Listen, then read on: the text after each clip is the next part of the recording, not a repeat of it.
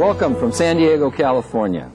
We are reaching you in English, Spanish, and Portuguese live through a unique and complex international telecommunications network via satellite, microwave, and cable. The International Training Center at San Diego State University brings us together once again through this original video conference program, which joins distinguished organizations representing education, business, and government in Mexico, Cuba, the Dominican Republic, Costa Rica, Panama, Colombia, Venezuela, Peru, Ecuador, Brazil, Bolivia, Paraguay, and Argentina. We also welcome Spain, the United States of America, the Organization of American States in Washington, D.C., and the United Nations Conference on Trade and Development, known as UNCTAD, in Geneva, Switzerland. During our program today, we will examine the subject of human and emotional competence, a new framework for personal skills. This is the 9th video conference of the year 2001 series on New Generation Knowledge for Productivity and Global Success. I'm Richard Page of the Page Firm, a law firm specializing in international business litigation, arbitration, and mediation. I am your moderator for today's program, and I look forward to exploring the subject of emotional competence together with you. Because of the increasingly rapid rate of change caused by advances in technology and automation throughout our society, we as individuals must become more productive. Yet the trust that business and our society as a whole is founded on can only be established as bonds between us and is not subject to automation. Trust is a feeling, an emotion that cannot easily be automated or otherwise benefit from technological advances.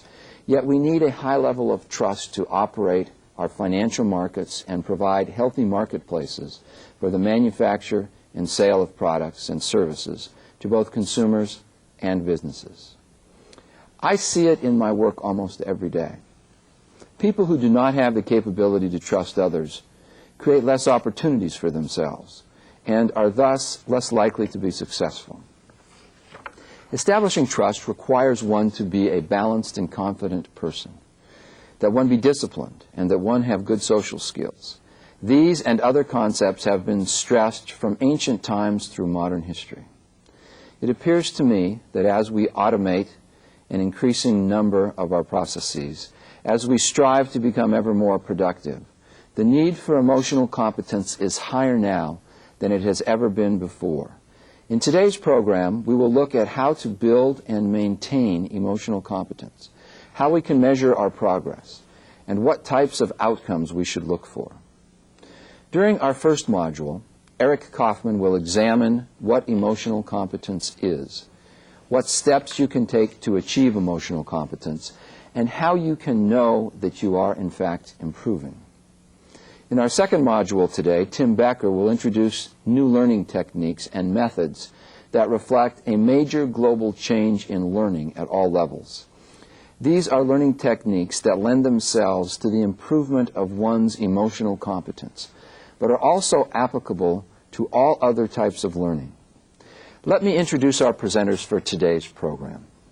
Eric Kaufmann is the president of Insight Consulting, a firm that provides coaching and training in the areas of leadership, time and stress management, peak performance, and emotional competence in business and personal endeavors. His clients have included Corning, Cubic Defense Systems, Children's Hospital, and U.S. Bank.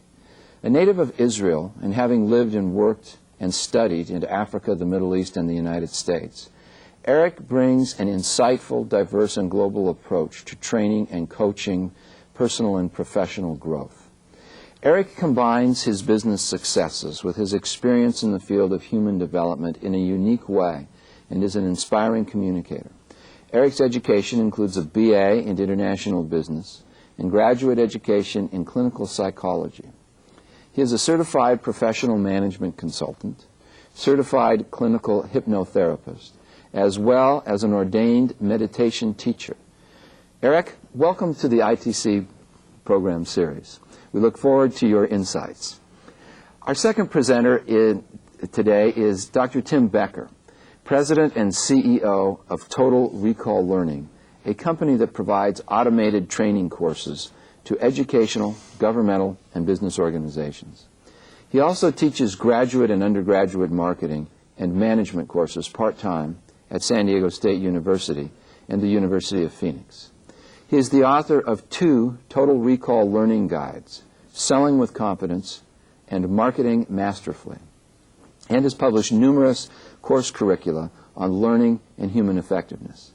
Tim holds a doctorate of business administration from United States International University and an MBA from the University of Dallas.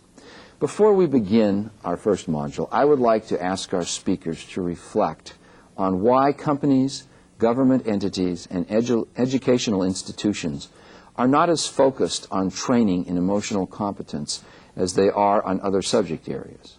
Or do organizations in general provide enough emotional competence training? Is there a difference between successful organizations and those that do not achieve their goals with regard to emotional competence training they provide and encourage? Eric? Thank you, Richard. The question as to why organizations seem to be more focused on other subject areas than emotional competence, I think, has to do with the change in focus in our industry, both local and international, where in the past we have really focused on industrial output. It's been a great effort to build machines that work really well, to create production lines that move efficiently. That has been the focus and the effort. It hasn't been so much about the people. People have been an aspect in as much as that they work the machines. In the past several decades, we've seen a transfer, a change from a very industrialized focus to a more service orientation, especially with the increase in technology and with the services that support that. And so the emotional or the human competence hasn't been, there's no human or emotional competence required for machine work. It's just a machine. And now that we're dealing with people, it's coming back into the forefront of the necessity to be focused on it. We've gone from just a product that is about nuts and bolts to a product that involves people. For example, in San Diego, production or manufacturing facilities, I heard, are down to about 11 or 12% of our economy. That means that 90 or so percent of the economy is service-oriented in one way or another, and that's people. So it's about human competence and human interaction and building all those skills that make relationships work. And that's what's going to make business and industry work, and that's why the focus is becoming more critical now. Last thought on that is are successful companies more successful because they are more focused on human and emotional competence? I think the answer is yes. The surveys that come out every year of what are the most desirable companies to work for, typically the top reasons why they are the most desirable companies to work for is because people feel that they are developed as human beings, that they are addressed and attended to as human beings, that they are allowed to relate to their coworkers and to their management, and that they can continue to develop and grow and learn. Those are all elements of human competence, and I think those are some of the reasons why the switch and why it's so important now to really focus on it as we continue to move forward into even greater areas of service as part of our industrial world. Tim, what would you like to add? Well, thank you, Richard, and good morning. It's a pleasure to be here. We find it troubling that governments, institutions, and education don't focus as much or haven't focused as much on the human side of business learning because obviously then, as Eric pointed out, the results to the organizations are not as strong. And I think now companies increasingly are figuring out that there's a tremendous value in people. And this people value helps the companies. And here in the United States, especially where we have relative low unemployment rate, companies are finding out that they have to invest in their people, either through emotional and human competence training, as well as the nuts and bolts of how to get the job done.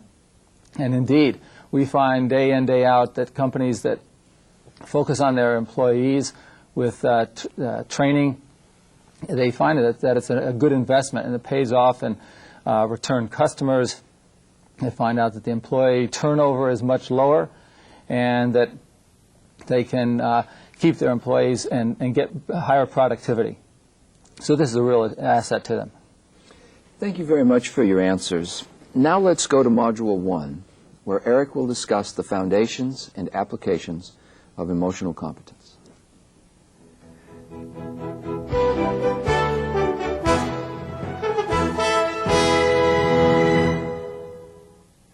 Emotional competence is not a new concept in business. Emotional competence is about human relationships. A focus on human and emotional competence is needed not because people have forgotten how to make relationships work, but because the conditions in which we live and have relationships are changing. In these times of change, it is of critical importance to revisit the foundation of business, forming relationships. In our time together, I'll review how we've come to be here, the principles of emotional competence, and some tools and techniques that you can use to increase your emotional maturity and competence. The economic forces and material desires that drive the United States are clear to any observer or participant. So, therefore, you would think that money would be the most important criteria in the minds of American workers. That is not so. In fact, here are the most frequently cited reasons for unhappiness in the workplace that lead American workers to leave their jobs. Their skills aren't used adequately. There is a lack of confidence in management. The organization lacks a clear sense of direction. There is a lack of opportunity for advancement and skills growth. There is a lack of management feedback. Pay, either because it's not fair or not enough. And finally, the organization lacks training opportunities. Pay, how much money workers make, is 6 out of 7. The real reason why workers leave is that they are not understood and appreciated. They are not involved in clear communications. And they feel that they cannot grow and develop within the organization. Actually, to understand a person, to communicate effectively, and to facilitate growth and development are the very goals of emotional competence. This is the reason that this discussion is so timely and critical.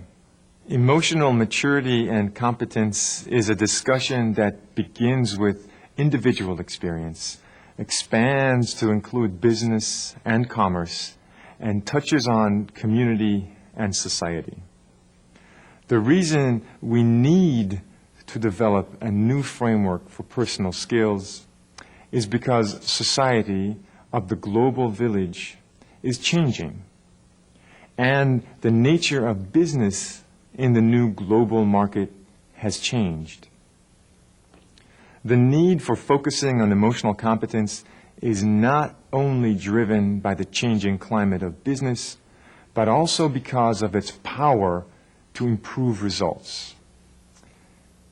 In its research, the Center for Creative Leadership has found that the primary causes of derailment in executives involve deficits in emotional competence. The most pronounced reasons were difficulty in handling change, not being able to work well in teams, and poor interpersonal relations. Furthermore, a study of 130 executives found that how well people handled their own emotions, determined how much people around them preferred to deal with them. Emotional competence touches all levels of an organization. At L'Oreal, sales agents selected on the basis of certain emotional competencies significantly outsold salespeople selected using the company's old selection procedure. On an annual basis, salespeople selected on the basis of emotional competence sold $91,370 more than other salespeople did, for the net revenue increase of more than $2 million. Salespeople selected on the basis of emotional competence also had 63% fewer turnovers during the first year than those selected in the typical way. The powerful economic motor that is driving the changing economic realities of production and trade is also producing a social wake, an impact that is affecting the lives of all who are involved in the global market. Maturity implies stability and strength. In fact, mature means fully developed and perfected, one who possesses maximum vigor and efficiency of action. These times call for mature people and mature leaders who can remain calm and focused in the midst of the tumult. The global economy churns at an unprecedented pace, and the demands of survival, let alone success, are enormous. It is in the light of our current reality that we clearly see the need for mature leaders, managers, and workers. Here are some of the changes that call for the necessity of emotional maturity and competence. First, growth in the number of multinational corporations that bring together multicultural teams. It's not uncommon for a multinational team to have members from Mexico, India, Ireland, and the USA working together. The cultural differences of the members must be understood, accounted for, and managed in order to have a high-performing team. Team leaders must possess the awareness and the skills to facilitate the exchange of resources through the filters and barriers of culture.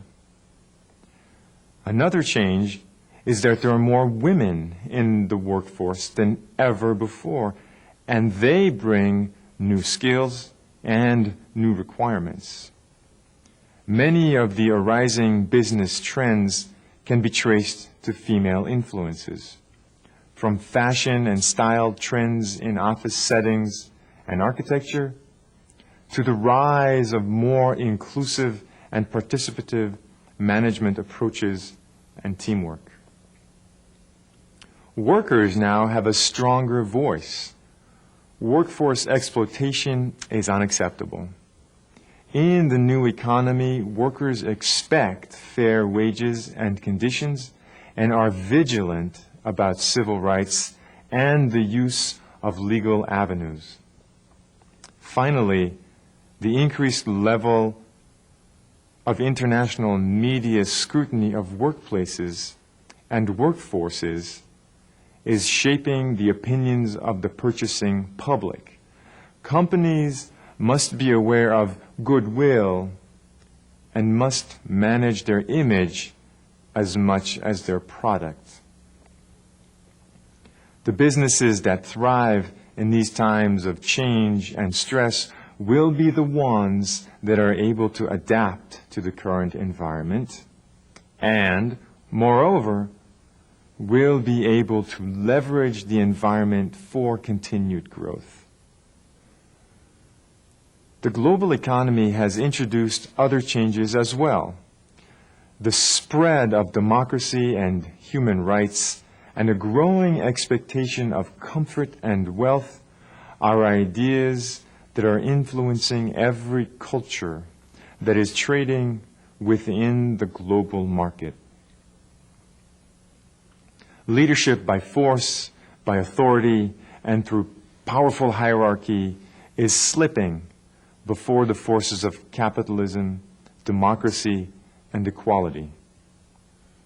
In this more integrated and collaborative business environment, leaders must develop the emotional skills required to succeed. They must learn new skills so that they may continue to influence, motivate, and direct their organizations towards success and growth. So let's look at emotional maturity and competence and how these principles turn into functional organizational practices.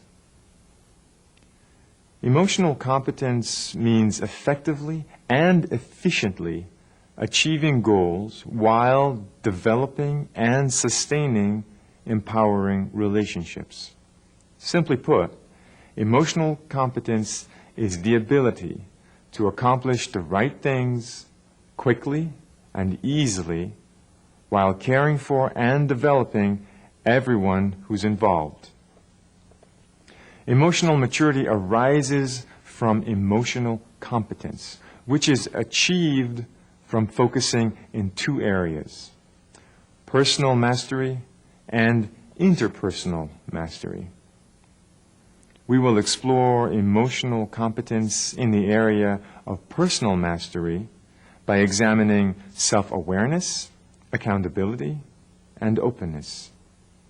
Then we will continue by learning about interpersonal mastery from the practice of communication, collaboration, and mentoring. It is important for a company to start by assessing its own emotional competence.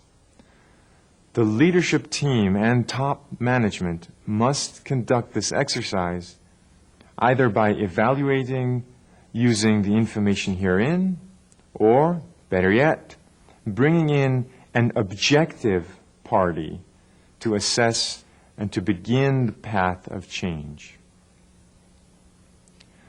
Achieving self-awareness starts with a thorough assessment of the situation and conditions.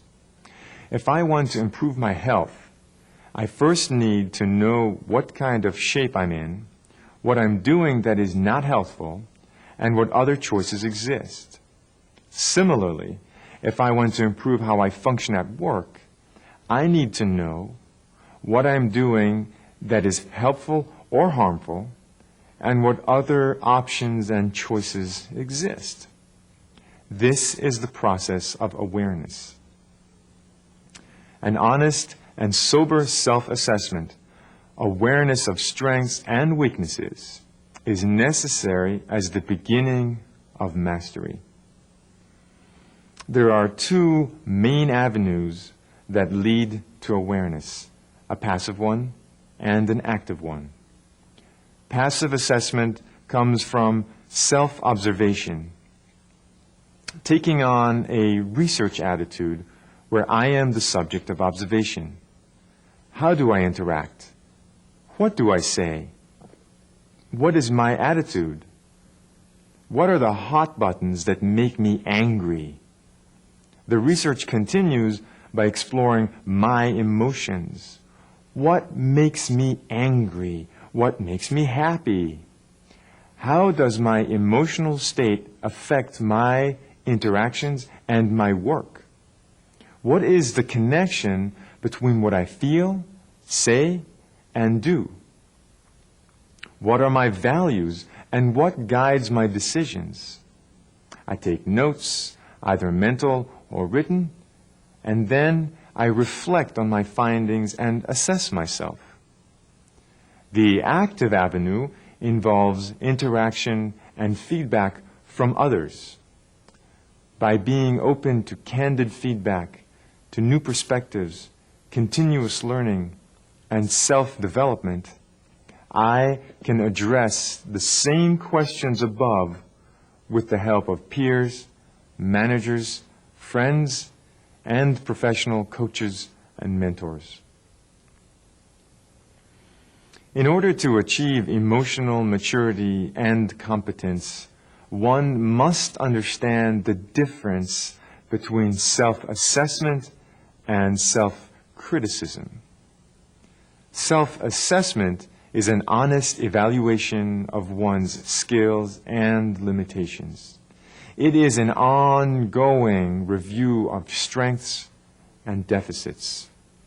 Self-criticism is nothing more than internalized violence.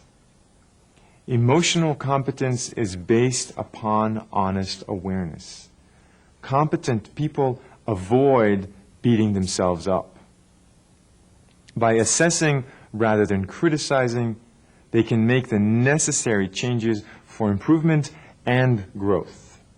Moreover, honest assessment is a practice of kindness, the very root of nurturing long-term, growth-oriented relationships.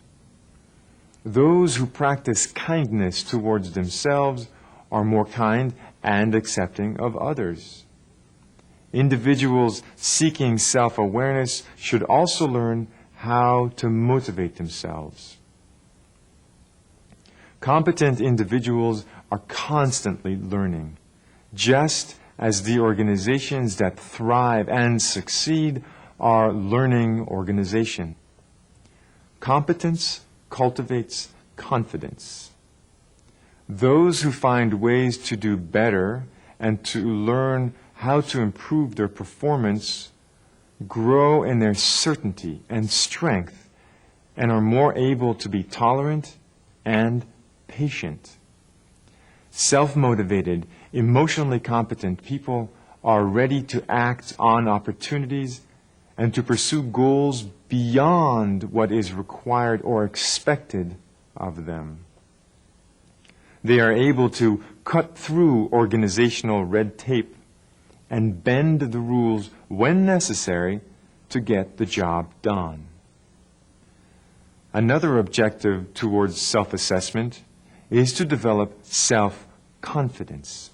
In fact, one of the side effects of being honest in the process of self-awareness is an increase in self-confidence. Emotionally competent people are confident of themselves precisely because they are willing to learn and grow, not because they have a fixed self-image that they are afraid to change.